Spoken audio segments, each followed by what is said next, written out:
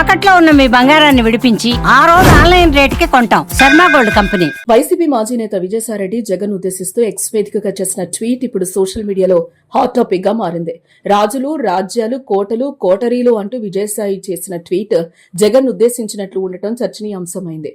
పూర్వకాలంలో మహారాజులు కోటల్లో ఉండేవారని, కోటలో ఉన్న రాజుగారి చుట్టూ కోటరీ ఉండేదని, ప్రజలు ఎన్ని కష్టాలు పడుతున్నా రాజ్యం ఎలా ఉన్నా ఆ కోటరీ ఏం చేసేదంటే ఆహా రాజా, ఓహో రాజా అంటూ పొగడ్తలతో రాజు కళ్లకు గంతలు కట్టి తమ ఆటలు సాగించుకునేదని అన్నారు విజయసాయిరెడ్డి. దీంతో రాజు పోయేవాడు, రాజ్యం కూడా పోయేదని అన్నారు.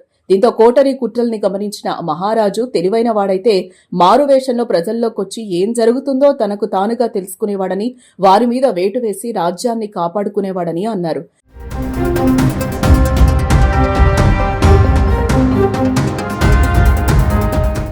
కోటలో రాజుగారు బాగుండాలంటే సామాన్య ప్రజల్లోకి రావాలని, ప్రజల మనసెరిగి వారి ఆకాంక్షలను అర్థం చేసుకోవాలని అన్నారు.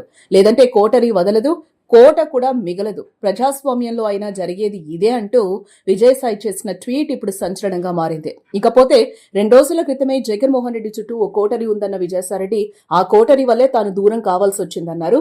చుట్టూ ఉన్న వాళ్ల మాటలు వినొద్దని జగన్ కు చెప్పినా ఆయన తన మాట వినలేదన్నారు.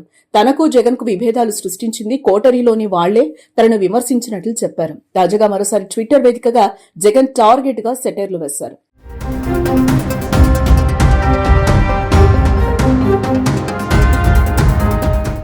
అటు విజయసాయిరెడ్డి చేసిన కోటరీ కామెంట్స్ పై పలువురు మాజీ మంత్రులు స్పందించారు. పార్టీ నుంచి వెళ్లిపోయాక బురద జల్లడం కామన్ అన్నారు మాజీ మంత్రి అంబటి రాంబాబు. వైఎస్ఆర్సీపీలో కోటరీ ఉందంటే అది విజయసాయిరెడ్డే అన్నారు. తనకు తెలిసి ఏ కోటరీ లేదన్నారు. ఆయనే పార్టీ నుంచి వెళ్లిపోయారు కాబట్టి కోటరీ కూడా వెళ్లిపోయినట్టేనని అన్నారు. విజయసాయిరెడ్డి వైసీపీ మీద బురద జల్లే ప్రయత్నం చేయడం మంచిది కాదన్నారు. అటు వైఎస్ జగన్మోహన్ రెడ్డి చుట్టూ ఏ కోటరీ లేదన్నారు మాజీ మంత్రి గుడివాడ అమర్నాథ్. వైఎస్ జగన్ కోటరీ అంటే ప్రజలే అన్నారు. ఆయన కోటరీ లేని రాజకీయ పార్టీ ఏదీ లేదన్నారు. మొన్నటి వరకు కోటరీలో ఉన్న ఆయనే ఇప్పుడు కోటరీ గురించి మాట్లాడటం హాస్యాస్పదంగా ఉందన్నారు. ఆయన పార్టీ మారిన ఆ వ్యక్తి నుంచి ఇంతకంటే ఏం ఆశించలేమన్నారు. ఇదిలా ఉండగా రాజకీయ సన్యాసం తీసుకుంటున్నారని, ఇకపై వ్యవసాయం చేసుకుంటారని వైసీపీని వీడిన విజయసాయిరెడ్డి ఇటీవల కాకినాడ పోర్టు కేసులో సిఐడి విచారణకు హాజరైన క్రమంలో మీడియాతో మాట్లాడుతూ జగన్ ఉద్దేశించి చేసిన వ్యాఖ్యలు తీవ్ర దుమారమే రేపాయి. ఇప్పుడు చేసిన ట్వీట్ కూడా అదే జగన్ ను టార్గెట్ చేస్తూ ఉండటం ఎలాంటి పరిణామాలకు దారితీస్తుందో చూడాలి.